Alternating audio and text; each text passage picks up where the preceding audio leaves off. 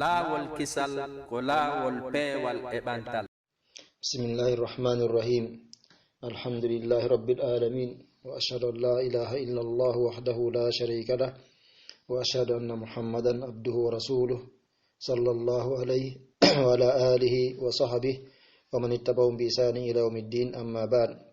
on siɓɓe julɓe heɗitiɓe men yo darsuɗo aray men salmini on assalamu aleykum wa rahmatullahi wa barakatuh. aɗen toriki Allah subhanahu wa ta'ala yo Allah hollen gonga on wawi jokkugol gonga on o holla e mere nden wawi rentade immorde e mere nden. aray eɗen kontinde e darsu men tafsir on no wowiri noon hande den immitorde simore humasati nden. aray ko adi ko mi jangana en simore nden no wowiri noon. a'udhu billahi minash shaitanir rajim. bismillahir rahmanir rahim. ويل لكل همزة لمزة الذي جمع مالا وعدده يحسب أن ماله أخلده كلا لينبذن في الحطمة وما أدراك ما الحطمة نار الله الموقدة التي تطلع على الأفئدة إنها عليهم مؤصدة في عمد ممددة. haray nde simore ɗo simore humazati.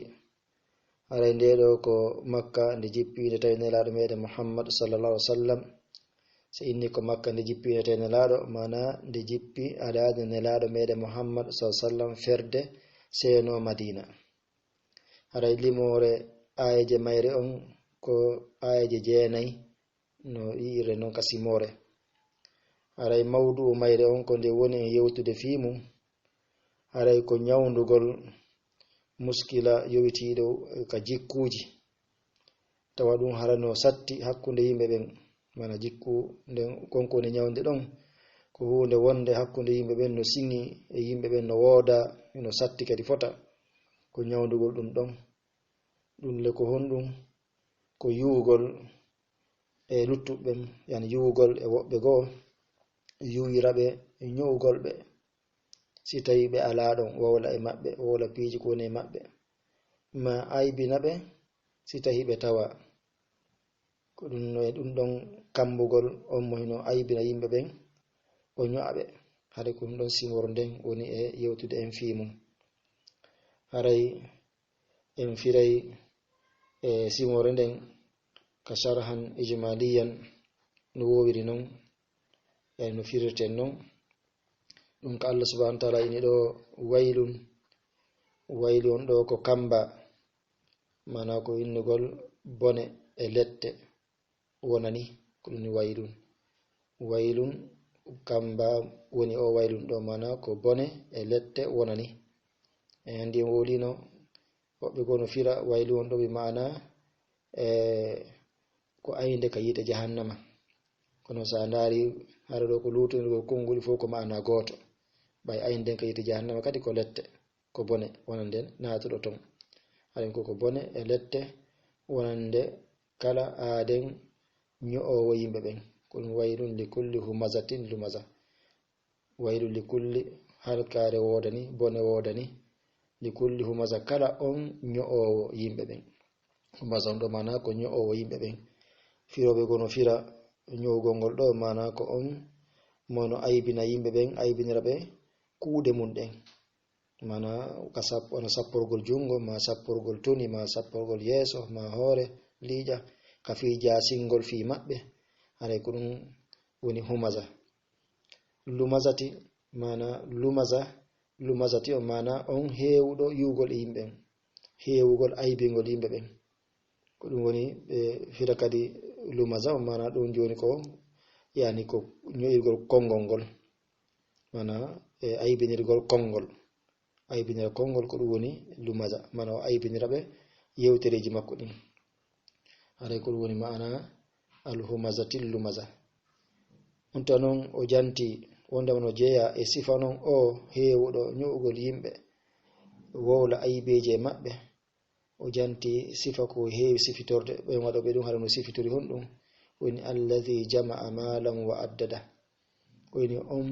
moɓidirɗo jawle hara himo lin mo konta jawle makko ɗen mana himme makko ala si hina moɓugol jawle ɗen konta ɗe weltora ko ɗum woni mana ɗo himme makko ala si hina moɓugol jawle weltora yahsabu annama lahu akhlada yahsabu himo sikka e majjere makko annama lahu akhladahu wondema jawdi makko nin heddinaymo ko adna ɗo mana mo sikka wondema jawdi ndin ƴettanaymo e fawtagol fi yo luttuko adna hara o mayata o fuuto hasbede ko ɗum ɗo akhlada ko ɗum waɗi o waɗi tampere makko ne fo e yilagol makko ngol fo ko fi defa e defel fukol ndi jawdi ɗo ni ndi o sikki wondema ɗum ɗon ɓeyda e gurdam makko ɗan hara o mayata o lutta kadna ɗo e hoore o anda wondema guddanɗam wuddugol ngol ko ɗum ɗon woni ko yani yirbinta gurdanji ɗin ko ɗum yirbinta galleji ɗin digga gongol ko ɗum ɓedda yani kan gurdan no nela sallam jantur non e hadith aray e ko ɗum woni ma'ana yahsabu annama lahu akhlada to Allah wi kalla kalla ɗo mana kalimatu rad'in wa zajr ko kongol fi rentingol e yani e haɗugol ko waɗi kon inugol hinano woniri hinano sikkiri non wondema ndi jawdi ndi o mooɓi wawa mo luttinde ka adna ɗo nano sikkiri non e wondema futto hasbede on e lette Allah de nano woniri woni kalla hinano woniri la yumbazanna fil hutamati ubugoyte kayite hutama mana waɗi ta'kide e yumbazanna ko fi'il muakkad la yumbazanna enen ɓe yoka pular o bugoyte sanne e sattina fi wondema ɗum ɗon waɗay o bugoyte ka yite jahannama nge wi'ange hutama hutamon ɗo mana ko nge innira hutama ɓay nge muncidiray on kala konko buga e magge nge muncidiray ko ɗum hattama mana ko muncidirgol Allah wiwa ma adraka mal hutama ɗum ko honɗum andinma yo nelaɗo ko woni haqiqa nge yite hutama haqiqa magge ko honɗum andinma ɗum Allah subhanahu wa ta'ala addingal andal ɗo fewtine laaɗo enen kadi landal ngal no fewti en ka mawningol fifiyake nge yite ɗum tuma o jaabi o ini ko narullahi muqada o sharhi yite ngen o sifinge woni ko nge yite Allah o dambige Allah subhanahu wa ta'ala fi ka mawningol kadi fayin fi magge fi sattugol magge on fi ka sattugol lette magge on ko ɗum dambugol ngel ɗo e Allah narullah al muqada mana huɓɓange na huɓɓetenge ngen tawata e ko huɓɓetenge e hinge pere parana hinge heblana yani be sifitorɓe ɗi sifaji ɗo allati tattali'u alal afida ngenge hino ƴellito nge yaha nge sunna ɓalli ɗin ha hewta ka ɓerɗe sunna ɓalli ɗin ha nge hewta ka ɓerɗe innaha alayhim musada winni nge yite e hoore kamɓe naatuɓe ɓen ka yite ton ko nge soketenge e hoore maɓɓe mana ko nge hiɓɓetenge e hoore maɓɓe woni musada mana ko soketenge e maɓɓe haray nge hiɓɓe e maɓɓe nge soke fi amadin hara hiɓe e nder tugale mo maddadatin townaɗe yani fi wata ɓe yaltu ka nder yite ton haray ko ɗum ɗoni ma'ana simore nden haray noon e yii no wi'uɗen noon fi hullugol tirugol lesonji ko heɓete e maggol mana tindinore ko heɓete e maggol go e yiɗo Allah subhanahu wa ta'ala qerrintini e nde simore ɗo aqida fi ummital ngal e yoɓede on mana no waɗɗi ɗe gandi ɗon ko jeeyaɗum e tugalal mawngal jeeyaɗum e tugale e al iman on al iman bil yawmil akhir ala nde simore no qirrintini ɗum ɗon qirrintini wondema yen fiɓu felliten fi immintinoyede on wondema en fo en immintinoyte en fo en yoɓete joddi golle men hayen ɗum no jeeya ko simore nden holli en ɗo haray kadi no jeeya ko simore nden holli en rentingol ɗen immorde e ñoore nden kañum e waddindirgol ngol hay ko ɗum woni ɗo humazatil lumaza mana ko ñu'ugol ngol e waddidirgol ngol ande ɗum ko rentina hino harmina min andi Allah subhanahu wa ta'ala himo janti fi mo Qur'an ka suratul hujurat on ya ayyuhallazina amanu jitanibu kaseeran min adh-dhanni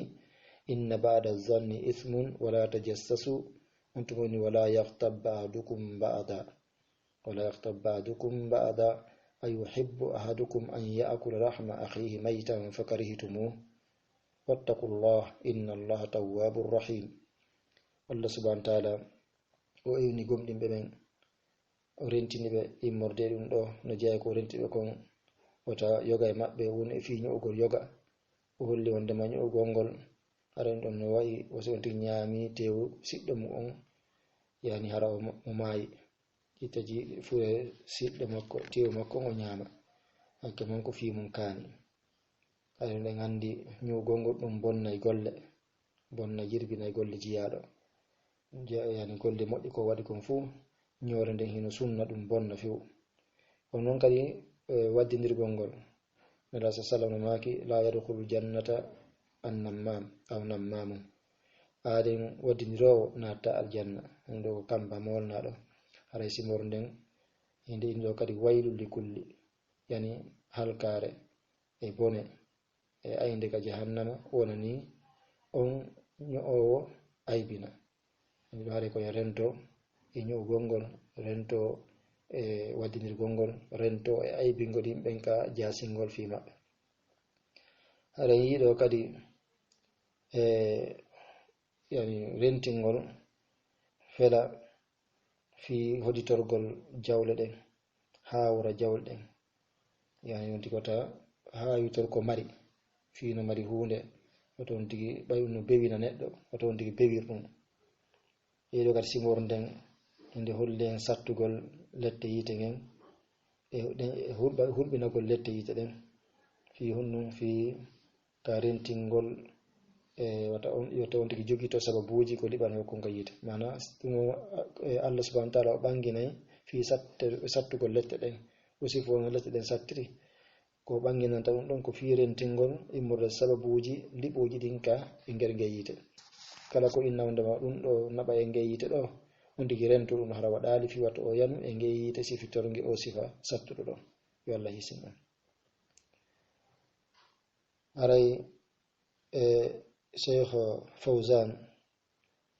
yani hafizahullah himo wi e khutba makko meggani en ɗum ɗon o inni ɗo hadi sura tuhadhiruna tahdhiran muakkada min hadhihi sifat o nde simorɗo hino rentina en rentingol tentingol immore ɗi sifaji jantaji ɗo o lintiɗi o inni goo itiqarun nas bil hamz wal lams yani jasingol fi yimɓe ɓen ka ño'ugol ɓe e ka aybingol ɓe al ijab bil mal e kadi rentina en sifa kadi hawitorgol jawdi mantora jawdi hatta yasira al insan al mu'jab bil mal abdallah ha neɗɗo wonɗo e hawitorde jawdi ha o wonta ko jiyaɗo ndin jawdi mana wato goɗɗo hawitor jawdi mum ha taw ɗum no waccino e mo nde wonta jiyaɗo jawdi makko mana maccuɗo jawdi makko ni mana yastaghilu bihi an ta'ati rabbi taw kunun ko wonta mana ko maccuɗo jawdi makko hara o gollira jawdi makko ni o sokolora jawdi makko ni o sokolina e fi jawdi makko ni gayi ɗoftagol jom makko ɗum ɗon ittamo e ɗoftagol Allah subhanahu wa ta'ala wa yahbisul mal an wajibi o dumba jawdi gayi ko waddi ko e mayri mana hara o itata e ko waddi ko e mayri futi ko yani zakka on ma ko sadaqaji ɗin ko yiɗa kon wa sara yazunnu annahu sayabqa da'iman li hadha al mal o wonta mo sikka wondema o heddoto toujours fi moɓugol ndi jawdi wa sabuka hadha al mal lahu e wondema ndi jawdi heddantomo la yafakkiru fi hisabin wala yakhaf min iqab taw mijirtako fi hasbore hulata immorde lette wala yatma fi thawab o maratamo fi barjari mana ɗum ɗo simborne ari fi rentingol ɗen e ɗum ɗo waten wo'wa ɗum ɗo onon kadi inni wata hussuna ala al ittisaf bi adadiha min sifati al khair ko on kadi simborne nde ari fi rentingol e nder mum mana ɓay nde rentini ko ɗi sifaji ardi ɗo no e nder mum rerɗin goɗen sifitorgol ko liddi ɗum ɗo kon immorde sifaji moƴƴireji ɗin o lintiɗini sifatu tawadu wa ihtiramu lmuslimin wal kaffa an aradihim wa itabati lmakasib wa adami liqtirar bilmali walghina walistighali bihi amma aujaba Allah. ɗum noon sifaji moƴƴi ko neɗɗo hani sifitorde o sifitorgol yankinare wona ko yankina nawo bewɗo nawo jasino ɗimmojo makko kono noon kadi e teddingol julɓe ɓen mana yo jasin fi maɓɓe taw o teddinay fi maɓɓe o nanta kadi o nanto gayi ɓalli maɓɓe ɗin hara o aybintaɓe kono noon kadi on tigi eto moƴƴina e faggateri makko ni mana ko faggitoto kon o eto o moƴƴina ɗum mana o ɗaɓɓira no laaɓiri hara o hoditorali fi moɓugol jawɗin tun e wonugo heɓugol ngalugol tun sokolira ɗum ɗon gayi ko Allah subhanahu wa ta'ala waɗi ko ɗum waɗi hara Allah subhanahu wa ta'ala ɗo himo harmini e men moɓugol jawɗe moɓiraɗe laayi yani e bunɗi aray ɗum ɗon sariyal no haɗi hen ɗum kono noon ɗum ɗon famatake wondema neɗɗo no haɗa few moɓugol jawdi na ɗum wondema si tawi woni no moɓirta jawdi makko ndi noon kono laaɓiri eno daguri yani tawa kadi o tottay haqqeji jawdi ndin foti ko haqqe waɗiɗo ma ko haqqe yiɗa ɗon hara ɗum ɗon giñaka ɗum Allah subhanahu wa ta'ala harminale men moɓugol jawdi ndin mana ɗaɓɓugol jawdi ndin hara ko laawi dagui ɗin harmina ɗum na ɗum simorde ni sappiɗo hara ko sappiɗo ko moɓirgol jawdi ndin e hoore bewirgol ndi jasina luttuɓɓen e kadi hara yani o raɓɓiray no raɓɓiri wo o wuddirandi kadi o ronka ittugo zakka mayri o ronka ittugo sadaka e mayri haray ɗum ɗo hino rentina en immorde ɗi sifaji ɗo haray no ari yewtere ka e imam Ali wi radiyallahu anhu o inni mata khuzanul mal wa hum ahya wal ulama baquna ma baqiya ad-dahr o inni maroɓe jawle ɓen ɓe maayi e hoore ɓe wuuri amma noon karama ko ɓen ko ɓe heddiɓe fanna man gurdal ɗum heddi hara ɓen andi wondema jawndin nano yimɓe sikkirta noon yani hinandi e luttinori ka aduna ɗo haɗa ko luttinta ka aduna ɗo tigi tigi ko gandal ngal e golle ɗen ɗum ɗon watta neɗɗo o lutta ka aduna ɗo koni luttugol ngol ɗo fi makko jante fi makko andite ɗum ɗon amma jawdi kari no marno ko ha o maya so mayi fi makko hijirete amma simo mari gandal himo mari yani golle ko moƴƴini ko waɗi golle kelɗuɗe ɗum ɗon haray o anditirte ɗum ɗon hayso mayi haray ko ɗum waɗi koyen rento o wajjore nde simorɗo rentode nge ɗi sifaji jantaɗi ɗo haray fiyen hisu immorde nge yiite coroɗen Allah subhanahu wa ta'ala yani yo hisin en o tabintina e dina kan haray noon ko en hombiray darso on hollugol golle joni ko golleten ndesimorɗo pratique ko watten kon e ndesimore ɗo ara nun ɗum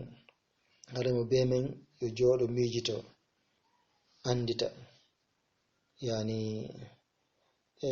ko aybini maɗum ko ño'i o andita o miijito ko o waɗi e ɗum ɗijanta ɓay andi ɗum ɗo bone mum on no mawni Allah subhanahu wa ta'ala kambi fi mum joni mo be men yo artu hoore mum miijito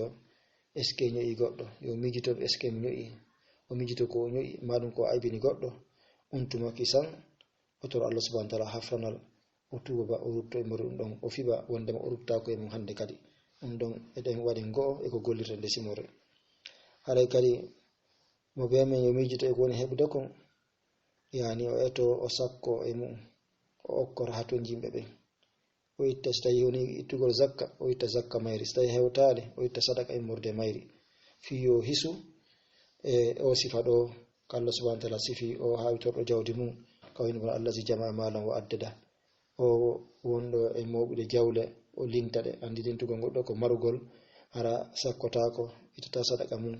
haɗa ko ɗum neɗɗo ko yo rento ɗum ɗon o eto o sakko e murde jawdi makko haray tammurno ko gollirten e nde simore wata goto hoditor jawdi wata goto janfitor jawdi ko mari o hawitoro jawdi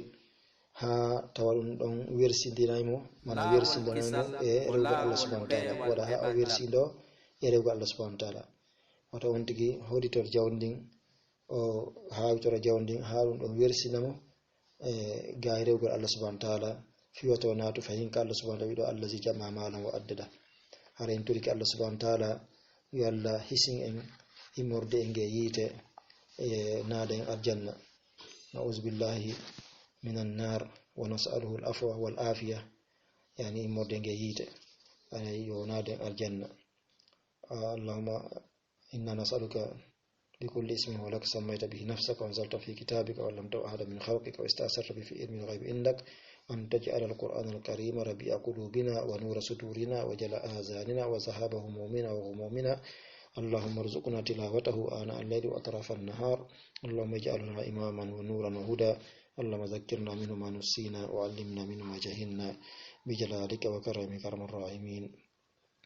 سبحانك اللهم وبحمدك أشهد أن لا إله إلا أنت أستغفرك وأتوب إليك